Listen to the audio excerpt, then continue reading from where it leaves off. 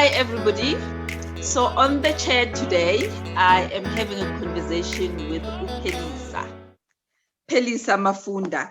I need to say your surname properly, Phelisa Mafunda. Phelisa is an author. She is a coach, but she'll give you guys her lowdown because people on this platform, Phelisa, they usually introduce themselves. But for anybody who's hearing us or watching us, listening to us, I'd like to say thank you for the support. Please continue to share, comment, and if you're listening to us or seeing us for the first time, please follow us, subscribe, do all the things that people do on social media. You guys know these things better than I do. So I'm glad I've got to Phelisa today. The topic that we're going to cover is very close to my heart because I've walked the walk, and it wasn't a very nice walk, but I've walked the walk. So today we are going to be talking about healing the wounds of debt.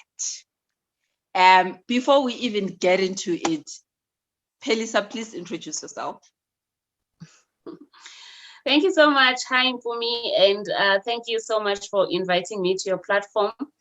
My name is Phelisa Mafunda. Like you said, I'm an author of the book, Healing the Wounds of Debt. I'm also a coach. Yeah, there's the book. I'm also a coach, a financial wellness coach. What I basically do, to put it in one line, I help people mindfully manage their personal finances. I also am an upcoming blogger. I've recently started blogging about personal finances, financial wellness, and just everything that is about money mindset. I'm very much into people finding peace when it comes to their financial space, because I understand that it's one of the biggest peace takers, if I can put it like that. Love it when I connect with a person, have a conversation with them, and when they leave the conversation, they are in a peaceful state and in a hopeful state. Wow, I love that. I love, just talk to me briefly. You use mindfulness, and what does that actually mean? Most of the time when we are managing our monies, we are on the autopilot mode, meaning that we do, when you have driven a car for so long to a point that you don't even think about changing down, putting a second gear. When you're stopping, you've got to press the brake. You are already on your autopilot. That's because you've trained yourself so much that you don't even have to think about it. And sometimes when it comes to money too, we tend to get to that autopilot mode. And most of the time, the autopilot is not even the things that we want to do, but because we grew up in certain environments and we find ourselves doing the things that our parents had taught us, and we are not in a mindful state. When I say in a mindful state, in a state of where you are conscious about the decisions that you are making. So when I say mindfully manage, I'm talking about you being present with your money and moving together and directing it to where you want it to go without having any regrets. Have you seen people said, I had 1,000 rand, I don't know what I did with it? So that person was not mindful when they had that 1,000 rand with them. So my job is basically to bring your mind into a state of consciousness, and you are aware what you have done with your money. And even if you've used it all, but there aren't any regrets because you have directed it to a place where you want it to go. Wow, that is a mouthful. That is a mouthful. And I think before we even get into the detail, so my passion about this topic is mainly dealing, because I'm very big on people being fulfilled with their lives and their careers. And what I know per se, which is the walk I'm saying I've walked, is that when your money story is not in sync, everything, you're not fulfilled in whichever way. And you can't fool yourself and say that you're fulfilled, because you're not. So that's the one reason why I'm passionate about this topic. And for me, it's mainly looking at it from the people that are starting work from a professional perspective, but even people that have been in work for a long time that are just finding themselves in debt. I think, you know, Maxwagune demon, like it's like this thing that doesn't get away from you. And I've got so many stories and I can go on and on about it. So let me not start. But I think for me, it's being able to be conscious and, as you say, to be mindful about where your money is at, so that you don't find yourself, you learn from some of us that have walked down the road. But some of it is deeper. And that's the thing, that some of it is also sometimes not just about money, it's about other things, you know? But anyway, before I can say so much because I get quite passionate about the subject. You can see I get very passionate about the subject. So I think, Phelisa, start for me. Like, let's define debt. You know, I'm a finance student. I was taught there's good debt, bad debt. What does it mean? Like, what does it mean?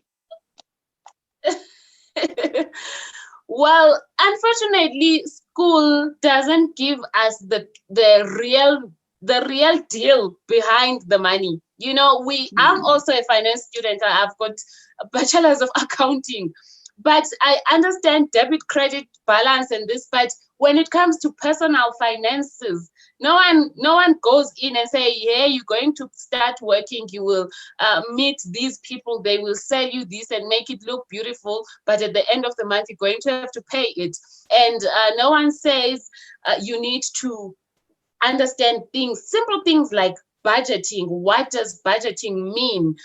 Why do you need to budget?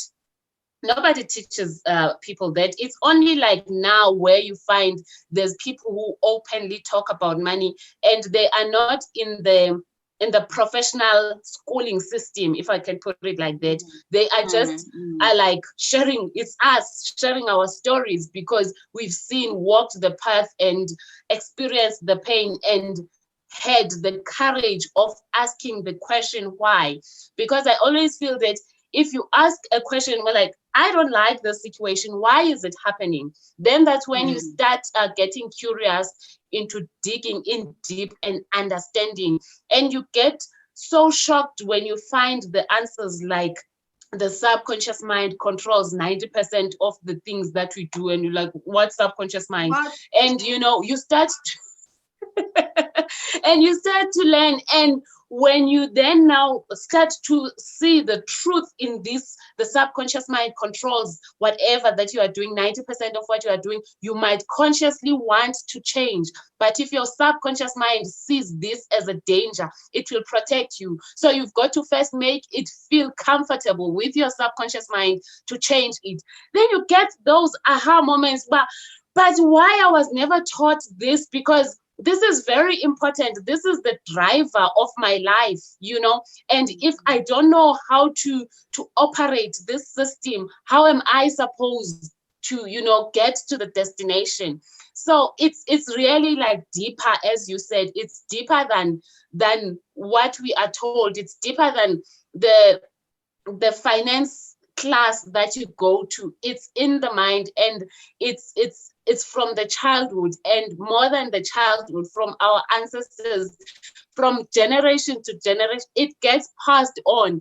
And for us to move on and heal, we need to stop the blame game and say, I'm in this problem because my parents failed this. Nobody failed anything. It's just that they didn't leave us inheritance, Phelisa. It's not their fault. They also inherited, the lack from their great grandparents. There was a day I was speaking about that.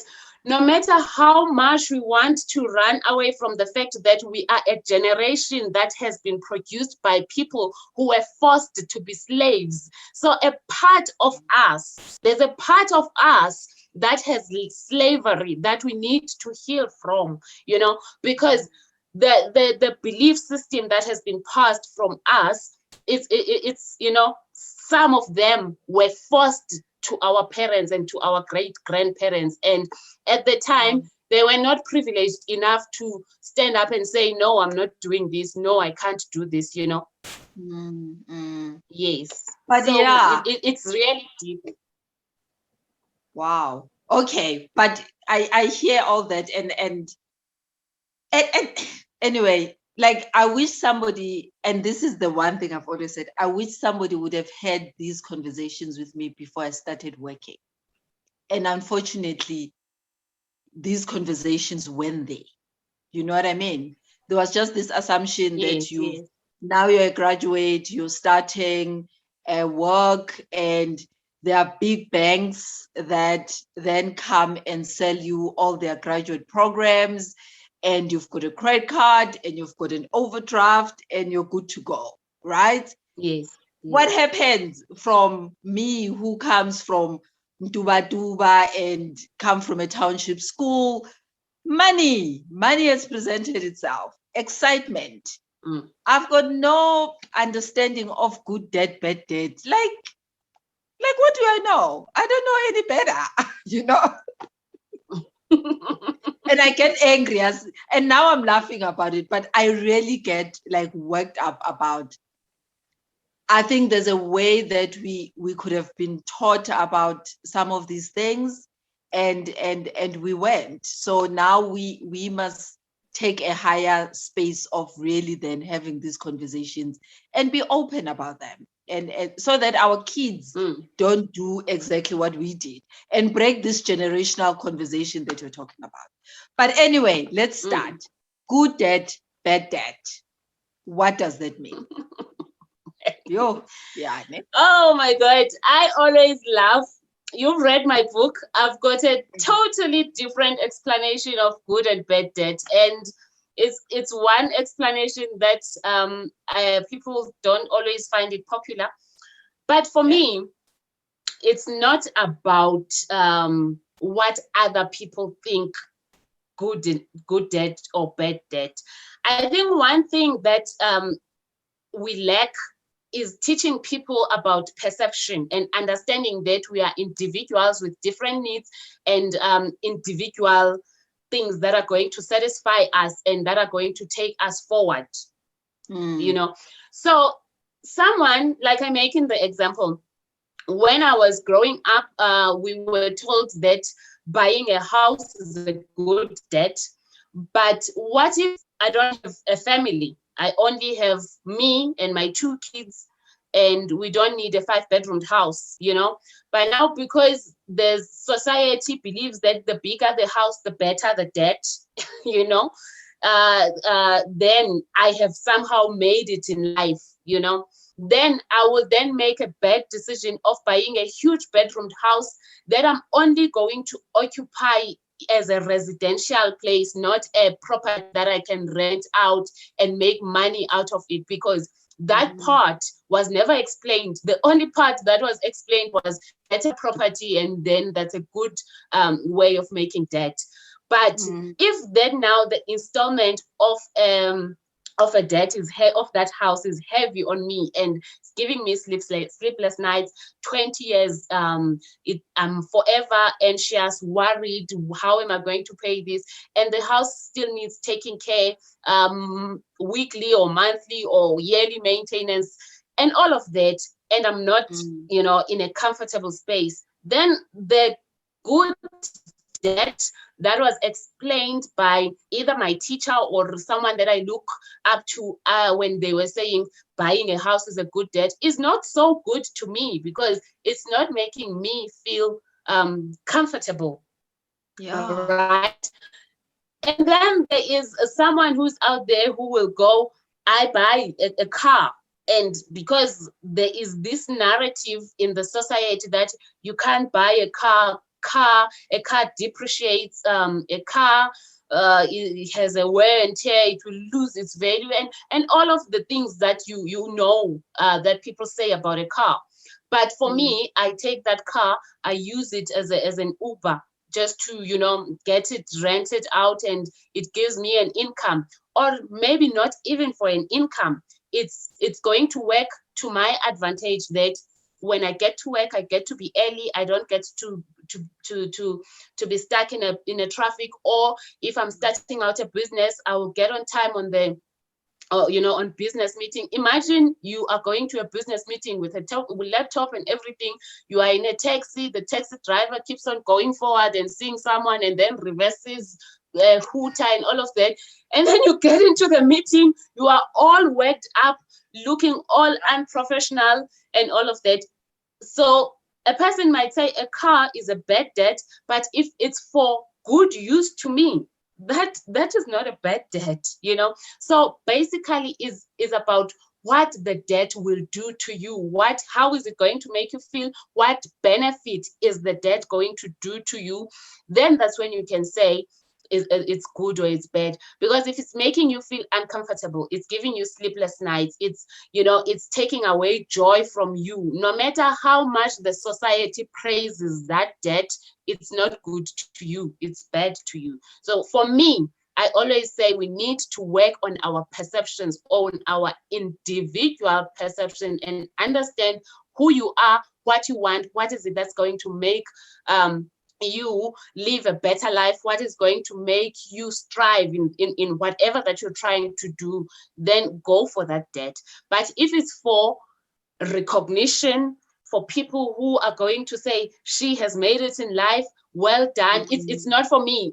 But basically for all the external factors that are going to validate my success, then we need to go back to the drawing board and ask yourself, do I really need to do this? I remember there was a time gold credit cards were trending when I started to work, but no one, you would take that credit card not because you need it, but because you want to, when you get to a grocery shop, take out the credit card, swipe it, then that is bad debt. The black one, take out the black now one. It's black now, we are in the black and the, so it's really about understanding why you're doing this. How does it make you feel? And is it giving you any kind of a progress in life, whatever aspect of your life? But obviously we want the thriving to be on the financial side, because when you thrive financially,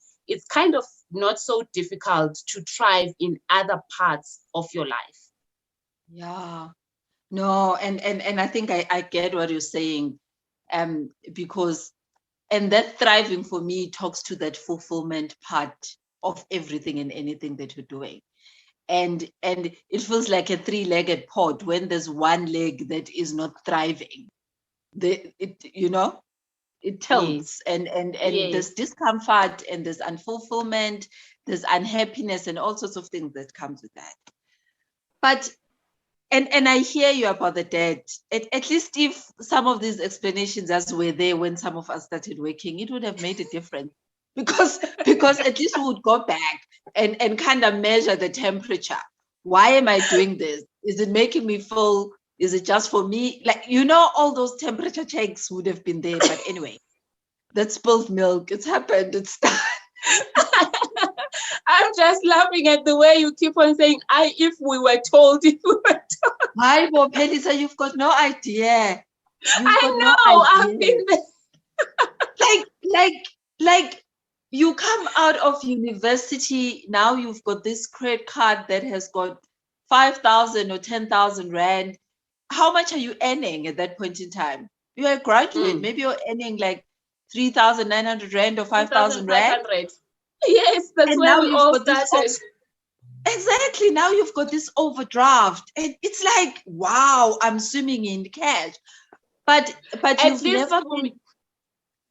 Yeah.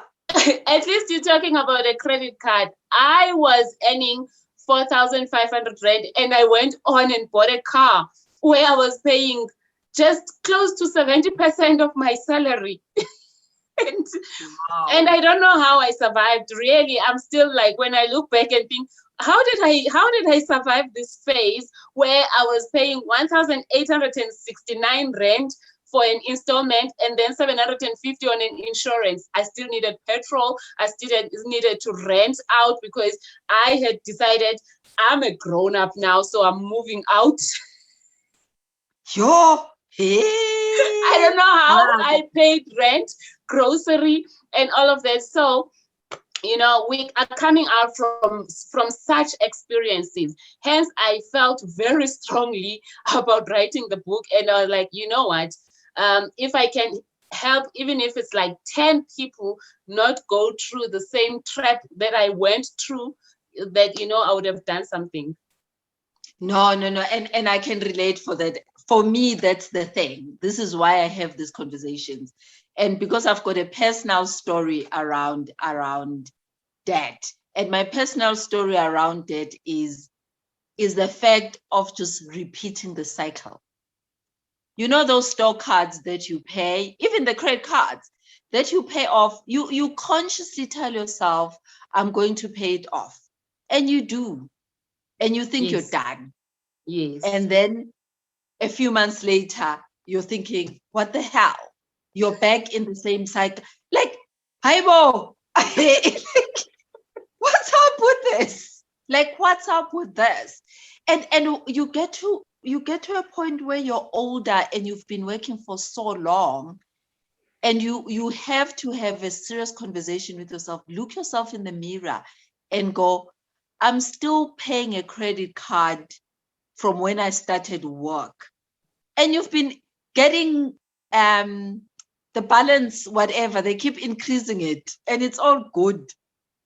But at the end, you still have to pay it back. And for me, that's when it became clear, Phelisa, that this wasn't about money. It became very clear that it wasn't about money.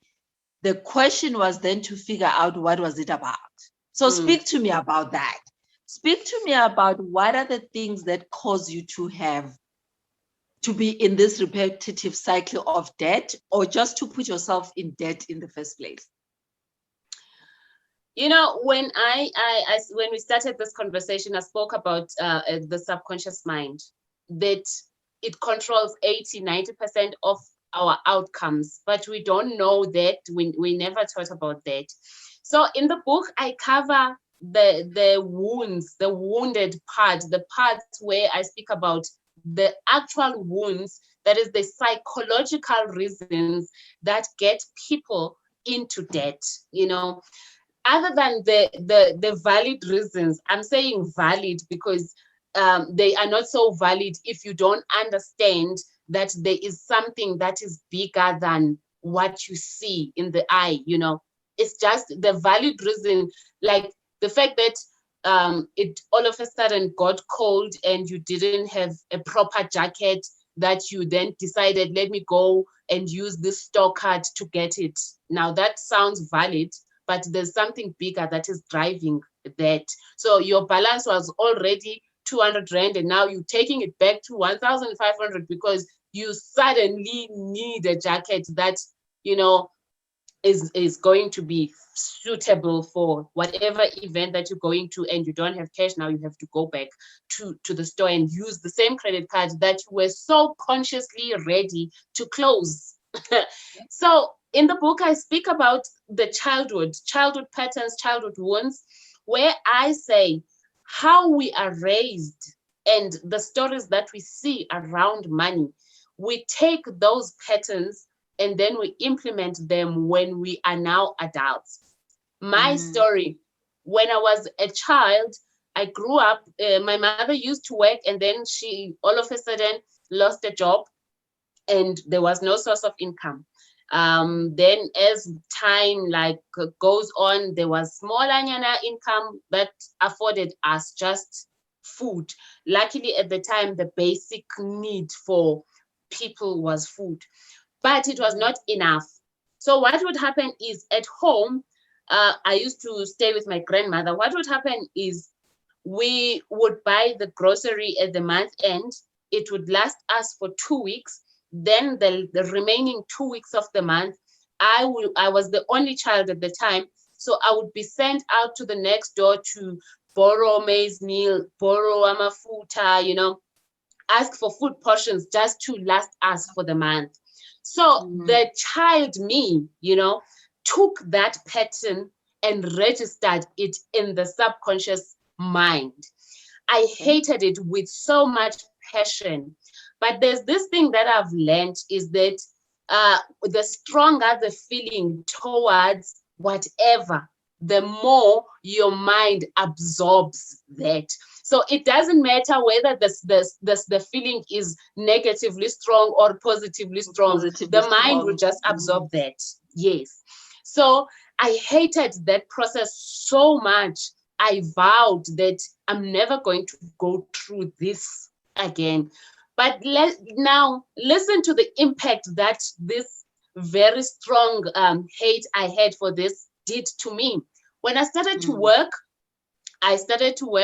and things were going okay up until, like I said, I decided to buy a car with a zero kind of salary. And then I started to see a trend repeating itself. But now it was not in the form of food, it was in the form of money. I would receive my salary on the 20th.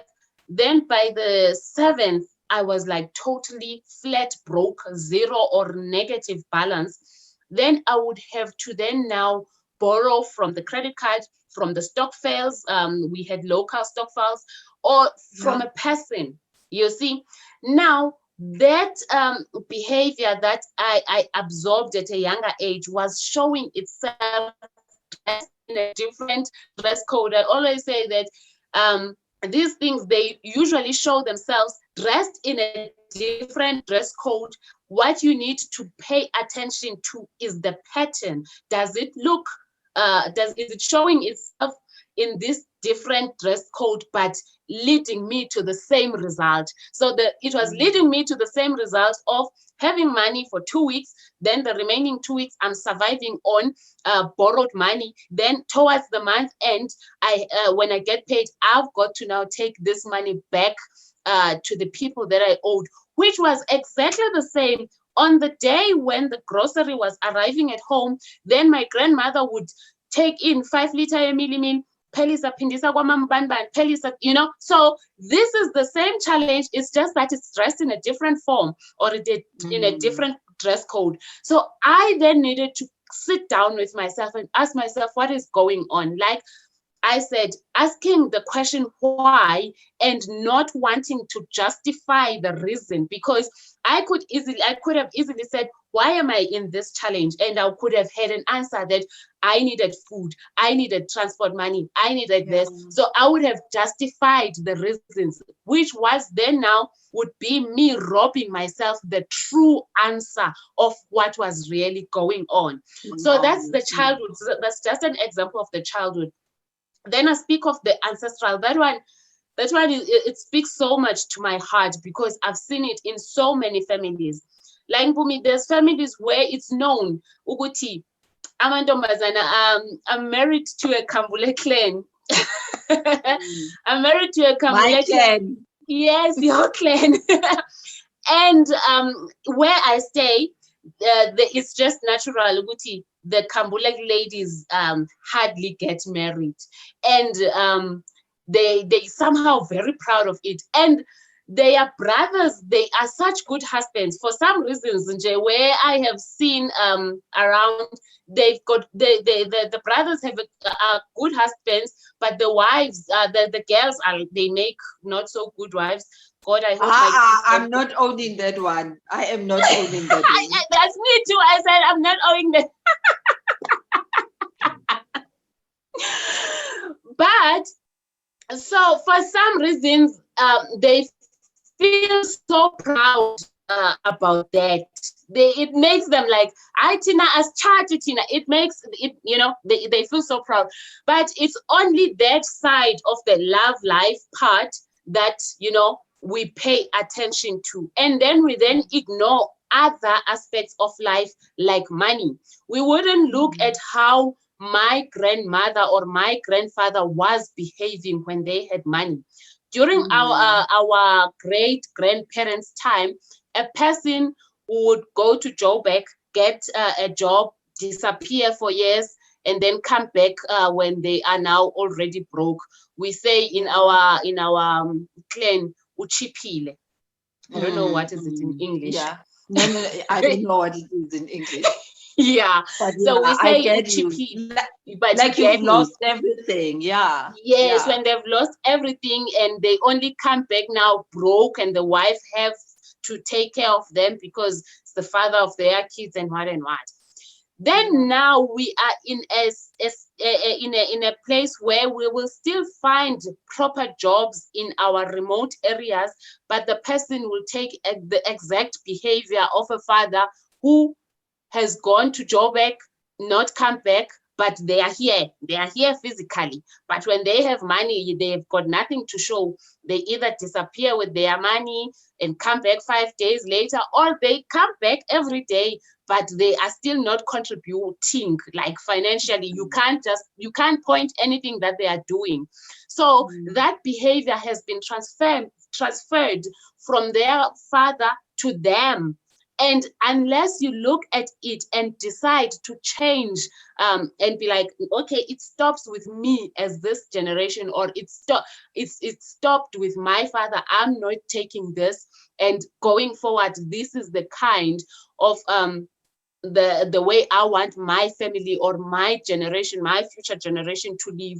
You're not going to change it. So you need to bring it to your awareness and ask, and go and ask, how was this family behaving when it comes to money?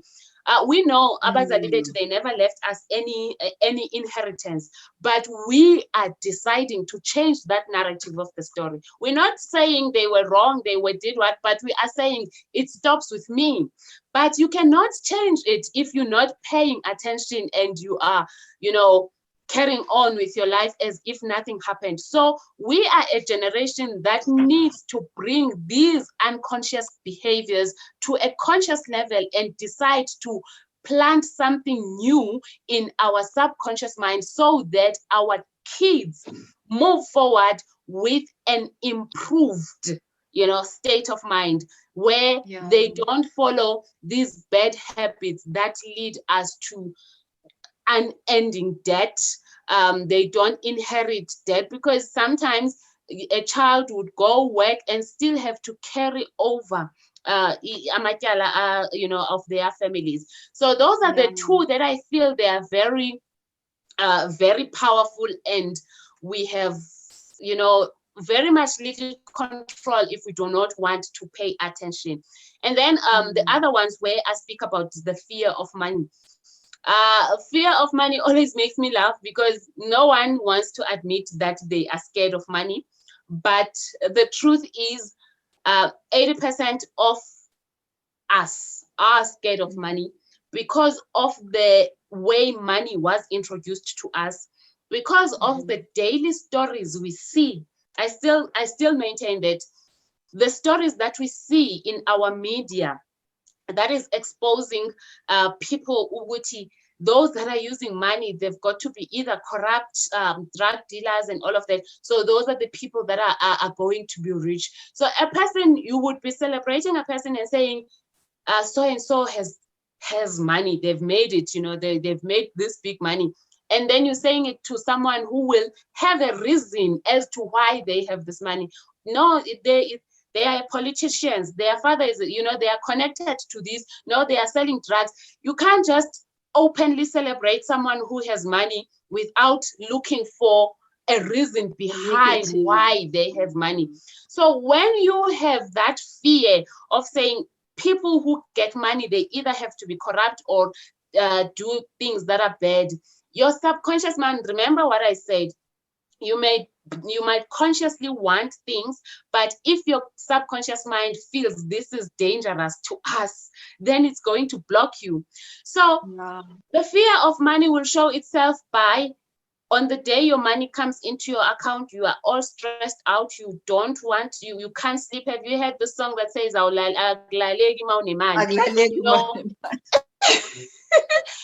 those things, we might joke about it, but it's real. Your mind is working so hard figuring out, how do we get rid of this thing that is evil, that is corrupting our mind, that is going to make you this corrupt. So how are you going to get rid of it? You'll get rid of it by signing up for things that are going to debit in the month end.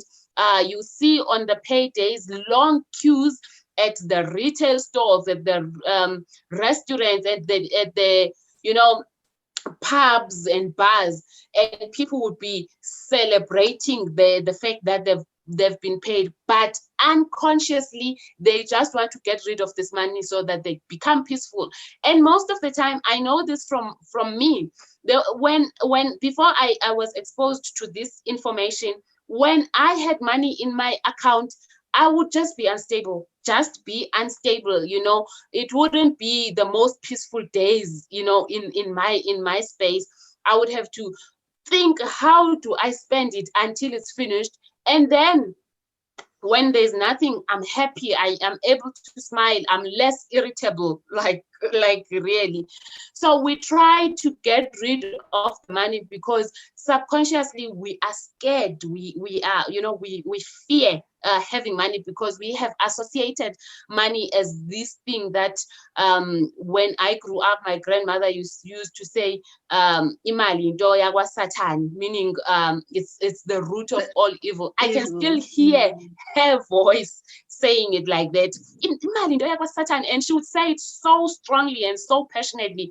It stayed in my headspace for a very long time, until I had to sit and ask myself, but why would God need us to, or give us the means to live with money, and yet money is the root of all evil? Because isn't it said that God is love? Why would he want us to need money for us to survive? Why is he not giving us other things that are not so evil?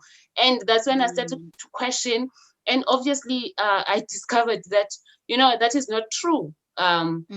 It's how you acquire your money, and losing yourself and losing who you are, that will then make you an evil person.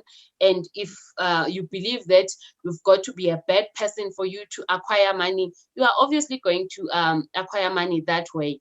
But if you understand that money is just the tool that gives us the things that we want, or affords us the things that we want, that make us happy, then you will acquire it in the correct way, and it will grow, and you will stop being scared of it. Yeah, wow. I think those are quite powerful. And as I say, we do not get taught these things, right? We were taught debits and credits, and we were taught that we needed to get out of school and go work to make money. But I think that psychology behind the money is not something that we were privy to. Now it makes sense, because you see it, think back, you see the patterns, you see the what you've gone through. So it really makes sense. But how do you get somebody who's starting out not to even find themselves in debt? Like, what does that look like? I've got a 21-day online course that I feel so passionate about, because it speaks about perceptions. I feel this thing of knowing and identifying who you are and what speaks to you, and being able to be you within the crowd, and not following the crowd, is what then makes you to make better decisions. But then I then say, then the corporate people, or the employers, they also have a responsibility to take this information that is not in the books, and give it to people that they hire. And it's not even, it's for the interest of both parties, because when you are starting out to work, you are excited, you are happy, you are productive. And the reason that the company is hiring a person is so that the person gets productive at work. Now, when you have this person who is now stuck in debt, frustrated, unhappy, you take away the productivity in them. So I want to challenge the people who are employers to have this conversation, this type of a conversation with people of our likes. There's a lot of people who are doing this kind of education, and allow and give them a workshop, a full day workshop, just to work on the mind. But let's say now your company is unfortunately not doing this kind of work, or not appointing people like us to just do a workshop on it when they are starting. What I think is important is for you as a person who's still starting out, who is watching this video now, pay attention to your behaviors and to your habits, and understand that, in money, your own money, patience is the key. This thing of wanting to have everything at once is what is going to lead you to debt. Because if you're earning 20,000 rand and you want to have a TV, a couch, a flat, a car, and this and that, you're obviously not going to get that with 1 month's salary. So and people will read how do I put this, the shops that are selling these things, they understand how people behave. So they get the data on the people that are newly employed, and they then contact them to offer them solutions. But if you understand and you know what you want, why you are here, and what you want to achieve, it will be easy for you not to get tempted into signing that contract. Because the fact that you qualify, it does not mean that you can afford. You need to understand that the fact that you qualify, it does not mean that you can afford. Then you have a responsibility to sit down and there's this thing that is trending on the budgeting that says 50 30 20, but we're not talking about that today. But you need to sit down and budget, and sit down how much you're going to need, how much you're going to save, what is it that you want to achieve in the long run. Where do you see yourself in the next 5 years in the financial space? How are you going to get there? And one thing I can assure you, debt is not going to get you there. Because when you sign up on a debt, especially retail debt is the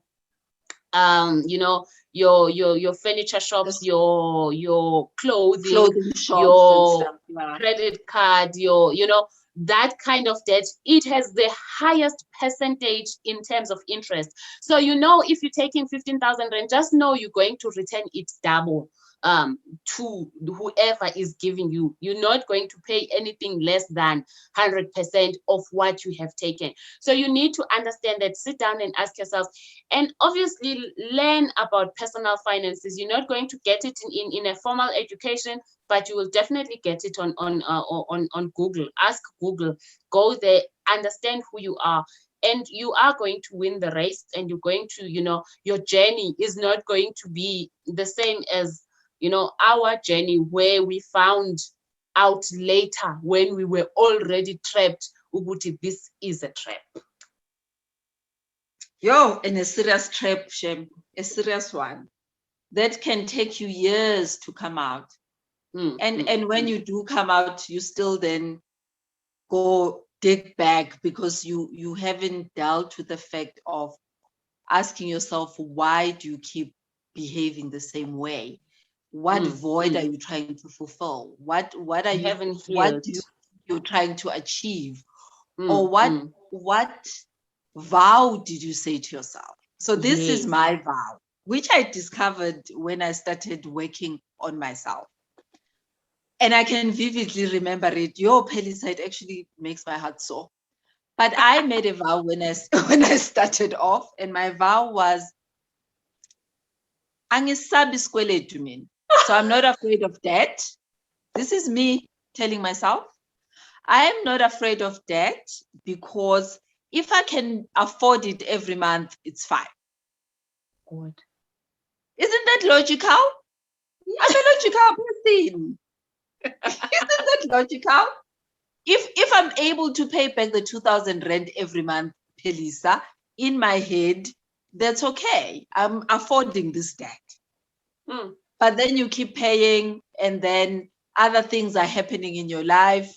then you're running out of money, and then you and that when with that vow, what usually happens is that show up every time you need it. So every And time it you becomes need a it, solution. and it becomes a solution, because every time you need the money, you get that letter that says you've been pre-approved. Wara wara wara. And you're like, yes, God answered me. Oh, yo, Phelisa. Anyway, now I sit back and I laugh at it, but it's the one thing that if I were to live my life again, like God forbid I were to live my life again, that money story would totally change in my life, because I think that pattern, and I needed to get to a point of understanding that why does this keep happening? How do you keep paying the same store card 3-4 times? Yeah, Doesn't make sense. 10 And years. by the time you close it, I'll tell you the story. By the time you close it, you get a letter from that retailer. I'm not going to mention names, where they say, we are sorry to see you leaving us after 20 years. And you're like, oh my God, was it already 20 years? Has it been that long? And you've been paying it over and over again. So I can relate to those stories. So I think my question to you, Phelisa, is, so you become aware of the pattern, right? If you're somebody who's already maybe finding yourself in debt, what do you need to do to make sure that you clean yourself up? Because it's an addiction more than anything. How do you clean yourself up? Who you heal? What am I healing? What am I healing? You're healing the wounds. You heal, and the truth of the matter is everyone has a money story. That is so true. Even it can either be good or bad, but unfortunately with our generation, we have like a higher percentage of people with bad money stories. I can even think that with my kids, they would have a better money story, but they will need to do some sort of healing at some point. And for me, healing is not even about any ritual things, anything heavy. Healing is bringing the thing that needs to your awareness. Let me make an example with my one.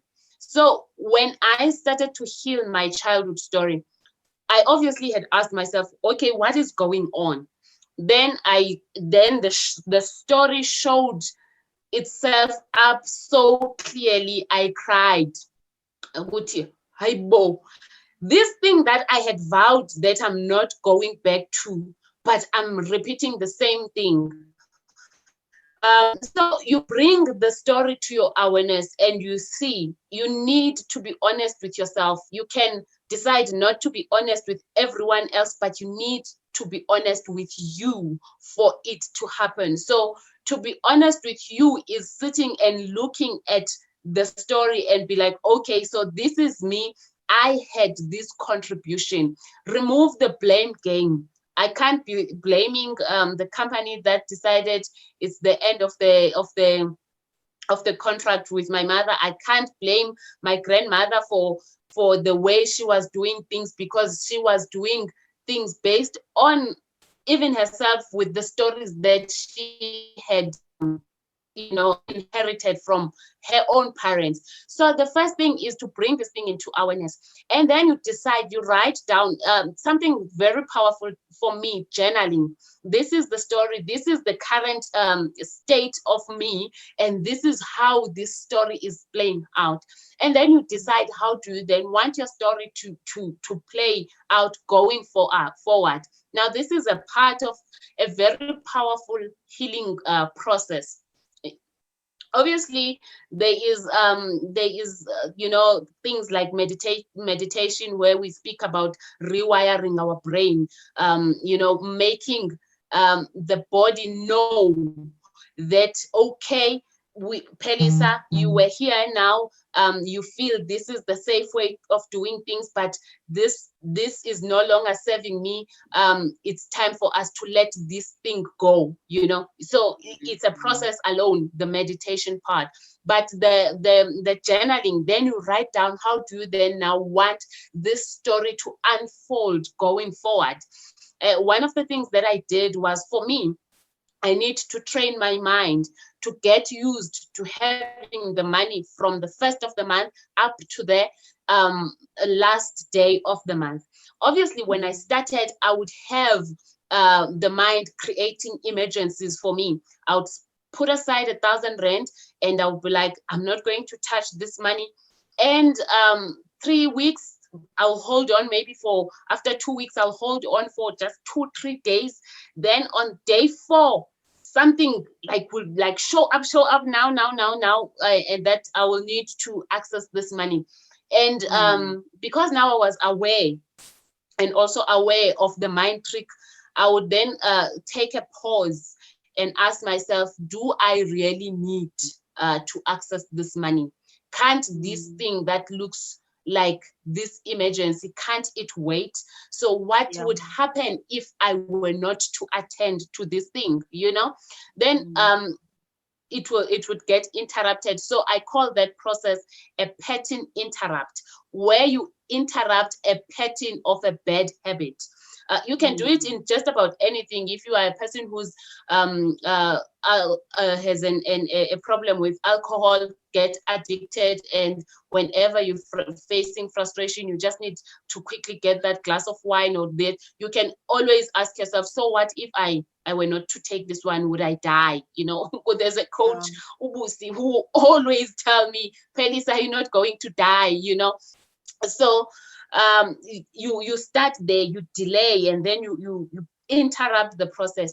It will then start to grow little by little.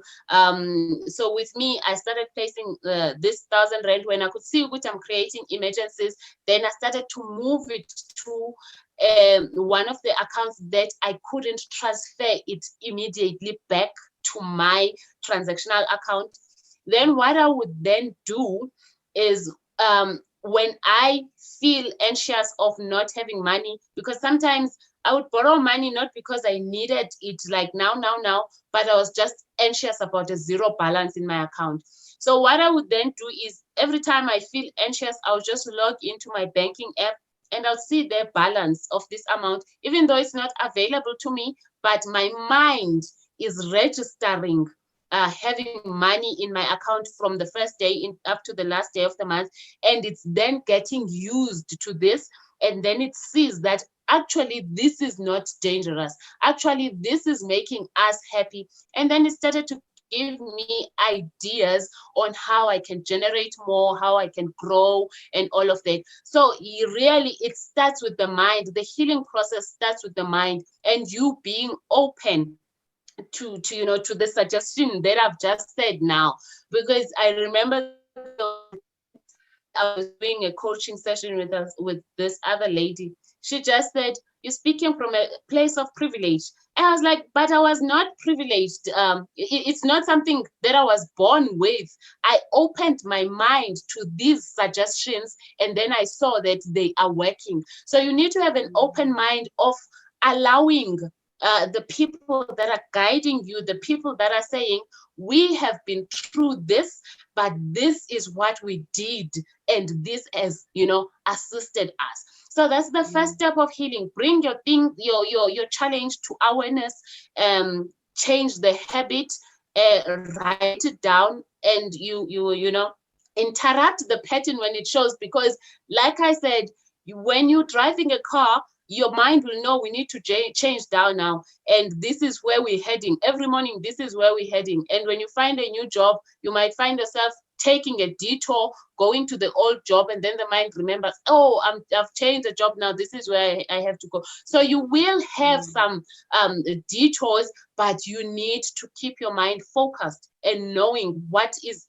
my goal, and be aware when it shows up with, oh no, this is you, but now you're coming up showing yourself in a different dress code, but this is still you, because at the end of the day you are going to lead me to taking out this money, using it, or to using this credit card money or anything like that, you know. Yeah. No, That's I think that's one of many. That's one yeah. of many, but I feel that's the one very practical one. That's one that anyone can do without having to pay a coach. You can do it now. You can implement it now. You know, now it's the Yeah. now solution. Yeah, but I think that ability of admitting to yourself what's making you uncomfortable is the first point to that healing process. Because Yes. if you don't take a step back, and even and also the conversation around knowing yourself that well, as you were saying before, and Mm, know what are your values when it comes to money, you know? mm, mm, And if mm, your values when it comes to money, it's about security, it's about success, and it's about all these things, then ideally you want to always have money. And when you don't have mm, money, then you'll definitely have a sense of discomfort. And then mm, having an honest conversation with yourself to say, why am I uncomfortable? What is causing this? mm, Because when you ask the mm, why questions, then you start digging deeper. You start scraping and going deeper to say it's because of this, maybe this, but at least you can keep asking yourself questions. And I like the journaling thing. So I mm, went through the process of journaling and meditation. And then a whole lot of things came up that I think I had not actually even thought about and even realized that were happening. And that for me was the most mm. powerful. And the other thing becomes as well, then what do you do about it? Because if you're not going to do anything about it, then it's like, okay, what's the point? What's the point? Yes, yes. Yeah, it becomes a waste of time. That's So it's yeah. it's how uncomfortable. That's the changing. Sorry, that's the part now where you change the habit, because you can't say bring it to awareness and continue with the same thing. That's where now you start to change your habits. And I always say, write them down, write the habits, that the new habits, write them down so that your mind register them. Only to say it by head, oh okay, this is what I do, this is what I'm going to do, you're not, you know, taking it serious. But when you're writing it down, these are my old habits, these are the new habits, and this is the path that I want to follow, then your mind is going to register it. Yeah, no, I agree. I used to, back in the day, I used to buy a lot of CDs, a lot. I used to have like stacks and stacks of CDs. And then the one day I looked through my CDs, like half of the CDs were not there. It was just covers, literally just Ah, covers. Because everybody takes to their cars and they're playing and it's all over the place. And I mm, remember writing down to say, as of today, I'm stopping to buy CDs. Literally decided that I love my music and everything else, but as of today, I'm done. And I made that decision that day. And I thought, yes. if at all I would have to buy music, I'll buy digital because things were starting to go digital. I'll buy Mm, digital, but mm. I totally decided that was it. And the journaling part, I'm now into it, but I've got a story about journaling, but that's a story for another day. Like I never used to believe in journaling. I was like, what's this? Like why? but but I've Same grown here. and I was never a journaling a person. I was last week. I was having an interview with a person who asked me, "Was I a reader or am I a reader?" I'm like, I was never even a reader. So these are the new things that these are the new things that we are picking up. But the good thing about is that we see the transformation of doing these things, because we would think journaling is for certain people. I grew up in a deep rural area where seeing a magazine, you know, was a big thing. And what I would do when I have a magazine, I would go to a Dear Dolly section just to laugh. So for me, that was the only thing I was reading. So there was nothing to write. No one told me that journaling is a good thing.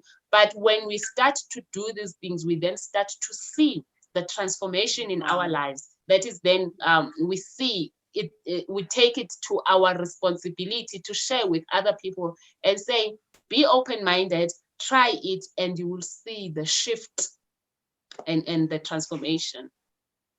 Wow, I really like this. So let's say you've got into debt, you've decided enough is enough, I'm done with this, and you go through this healing process. You are aware, you are meditating, you are journaling, you are really then taking yourself this process. And this process is not an overnight process. You've No, it's got, not. let's just say you've got a 500,000 rand debt out there. You're not going to pay it off tomorrow, right? It's a process, but it needs consistency, right? So how do you stay the course? Determination. But there is something that I've seen. Once you heal, the numbers no longer matter. Once you start healing and you understand that you have healed, you go on with the joy of knowing I'm not going back there, you know. And the 1,000 rand reduction towards your debt is, you know, it drives you. It drives you to keep on going. You for me, I feel that you need to have an emotional support around you, because it's not an overnight thing. It can be challenging. The mind will be in a state of shock where it's like, whoa, God, what are we doing now? This is how we live. This is how we do things. So you need that emotional support around you. You need the people, even if it's just one person, where you will just share with them the goals. And when you detour, you can have that go-to person that's, you know what, Mngani, or you know what, coach, this is what I'm going through now, so that they then bring you back to that higher state where you wanted to start. So for me, emotional support is very important. Then obviously look into your life, look at the things that you know, you can sell just to reduce, take that money and take it towards your debt. If you can find ways to support your income, especially if you are so deep, it's unbreathable. I don't know if that word is correct, but you are in a space where you just cannot breathe anymore. It's so you can easily slip into depression. So open your mind again to finding a second income to boost your salary, and then have an intention of saying, this amount of money, that's this extra amount of money, I'm going to be using it to pay off my debt. And obviously celebrate yourself, celebrate the little successes that you have. They're going to keep you you know, we're not forever on highs. We're not taking these chemicals that are going to keep us forever on highs. So we have a responsibility to pick ourselves up, you know, every now and then. And if you're going to say pay your debt in a way that's going to feel punishable to you, I promise you, you're going to go back, because you're going to be angry and say, yo, why am I living like this? And then you go back harder than before. So celebrate the milestones that you're going through. Pick yourself up, take yourself out, give it a name. I've just paid off this account, so I'm celebrating this success. So it's going to give you the drive of going on and on and on. But I have covered like a couple of steps in the book where I speak about how to get out, what to look for, you know, the traps that might show themselves as solutions and yet they are not. I have covered that in the book. But for me, you need emotional support. You need to start being intentional of which I want to pay it off. I want to at some point have a positive net worth in my name, where my income is more than, you know, the debt, or where my you know, the money that I have is more, or the assets is more than the debt that I have. So you want to be have a positive net worth at some point. So that's going to work by you reducing your debt little by little. So be intentional about that. Find ways, and obviously there's things probably in a garage that needs to be sold out. Take out those items, sell them, take that money and go pay off that debt. You know, there's a couple of ways how you can get yourself out there, but focus, remain focused, and all the time focused, and looking at the end goal. You know, how am I going to feel when I have achieved this, and bask in that feeling, because it's a long journey. It's a long journey. If you have R1 million debt, don't think you're going to finish it in 2 years or 3 years time, unless obviously you're taking home 150,000 on monthly basis, then you can finish it off sooner. But if you just you know, an ordinary South African citizen, where the average is around 10,000 rand, then you just brace yourself for the journey and enjoy it. That was one of the things that I never thought it was possible. Enjoy this process, and give it, you know, give it the, you know, the time it deserves, because when you rush it, you're going to be anxious and you're going to make mistakes and find yourself going back there. Enjoy it, appreciate it, and, you know, then 5 years time you will be like, wow, it's paid off. But obviously the part where you enjoy it, it happens when you have done the healing, because now you understand that I'm not going back there again. You know, I'm not going back. I have healed. Yes. No, and I get that, and I get that part. You know, there are financial people out there that will talk about cut out things. You must cut out everything that you think is not working for you, that is an expense. And there's a part of me that doesn't agree with that, you know, because there are things that I love doing. Like, there are things that I love doing. And as you're saying, you don't want now to be paying it grudgingly back and feeling all miserable, because that then also brings another dynamic to the conversation. No, it's not going to work. If I love my coffee, because most people love coffee, I don't drink coffee. Like, I love my chai latte. So I am not going to get rid of my chai latte. I don't care who says what. Like, that's not going to happen. But maybe there are other things that I can look at, because that gives me joy. That keeps me happy. And it's not like the 35 rand that I put towards my chai latte is really going to make a huge difference in this. Maybe even if it accumulates, but 35 times 365 rand, like, I'm not drinking it every day, but when I feel for it, I don't want to be put in a position where I think, oh, now I can't have my chai latte, now I'm all miserable. Because like, no, you don't want that. You don't want that. You don't want that. Well, you know, I like to speak about, in my family, we enjoy holidays. We just like going out. It never stopped. Whatever in the midst of paying off the debt.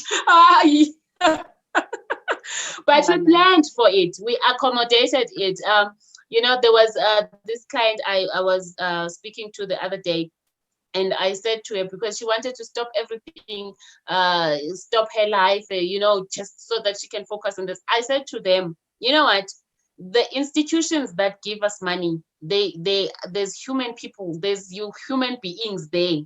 They understand. The only thing that you need to do is to speak to them and do something that is going to, you know, whatever arrangement that you're going to make with them, make it in a way that when you pay it, it doesn't pain you and you end up cursing this thing and you end up you know, being angry, because at the end of the day, these people helped you in the time of need. There was a point where you needed them, and at that time your mind only knew nothing but the option of going to them. It's not like your mind presented you with other options and then you then said, this is where I go. Your mind presented you with this option and you made the best decision based on the information that you had. So for you to be angry at them, it's not going to assist you. So go to them, speak to them, and make it to a point where both parties, that is you and them, are going to be comfortable. Because now you don't want to be all grumpy. You have children. Now you are all grumpy because you're paying this debt and it's affecting the whole situation at home. You do not want that, you know. So whenever you do this arrangement, make sure that it doesn't take away the things that make you happy as a person, because when we are happy, we do good, and when we do good, we become more productive. And there was a quote that I saw that says, money is not going to bring you happiness, but happiness will bring you money. Yeah, I know. I can take that. I can have that. But yeah, I think we've spoken for more than an hour, you realize. But anyway.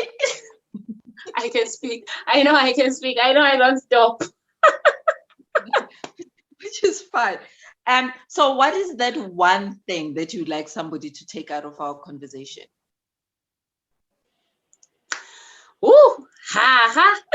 That's a tough one for me, eh? Because we've said quite a mouthful. No, but one thing that they can just take out, or one thing that they will just remember. Yeah. For me, be honest with yourself. The only way you can change your situation is for you to be honest with yourself with the current situation and bring it to awareness. Then once you are honest and you are aware, the healing process will start easily. That's for me very important. Thank you. Thank you to everybody that has been listening to us or watching us. So Phelisa, as I said, is the author of the book, Healing the Wounds of Debt. It's a very easy read. I must say, I think I read it in a day. In a day, I was literally done with it. It's a very easy read, very good points to take out. If you're really feeling that you're stuck and you're in a bad space, it is worth the time. How much is it, Phelisa? It's 230. Okay. 230 a copy excluding delivery. You are also distributing, so I think you're also selling at 230. I don't know what. Anyway, whoever wants to buy the book, and I would recommend that they buy the book. If you're really, really finding yourself in a, you don't have to be in a bad situation, but I think it gives us a different perspective to where debt comes from and how we can really deal with it. So on my website, you can buy from there, and my website is www.changeconversations.co.za, and you'll be able to grab a copy. But besides that, I think for me it was worth everything, and it found me in the journey. I had already started the journey, so when I read it, everything that I had a coach who was helping me out, it just solidified all the things that I was dealing with. And I think it's a very useful resource to have. And it talks about budgeting, but this is not about budgeting. This is about your mindset. And that's the important part of that. So it's worth the money, and it's worth the time if you really want to change your life and your money stories. Phelisa, I am so grateful for the time. Thank you for inviting me. I had a good time, eh? Oh, thank you. And I do these things so last minute, but I'm always grateful when people say yes, I'll be there. And thank you, and I hope you continue to impact people when it comes to money. And it's something that I'm really quite passionate about, and for our kids to have better lives, you know. and to have better, Yeah, different stories than the stories that we've had. And that for me is just my wish out there. Thank you. Yes. So for anybody who's been watching us or hearing us, please take the time to follow us, subscribe. Where do people find you? How can I forget that question? I'm on Facebook most of the time, but everything is Phelisa Mafunda. Every social media, Facebook, Phelisa Mafunda, Instagram, Phelisa Mafunda. I'm not that big on Twitter and also on LinkedIn, but I have a YouTube channel as well, which is Phelisa Mafunda. I do this kind of talks, but they are a bit shorter, and I'm speaking to myself there. I'm not having a conversation. Yeah. And I've recently started a blog, which I feel is going to help a lot of people, because I speak money mindset, financial wellness, and the kind of lifestyle way, because sometimes the words, the financial words, can be so big for people to understand, but I'm trying to just to simplify it so that even a person who comes from, you know, a background where reading is not a big thing, they can also read and understand. Okay. And the blog is also under Phelisa Mafunda, is it? They Yes, in subscribe my on your website is, yeah, phelisamafunda.co.za. Okay. No, that's great. Thank you, Phelisa, for the time, and I really, really appreciate it. So anybody who Thank wants you a so book, much. you can either contact Phelisa directly, or you will definitely find it. You can order on my website, www.changeconversations.co.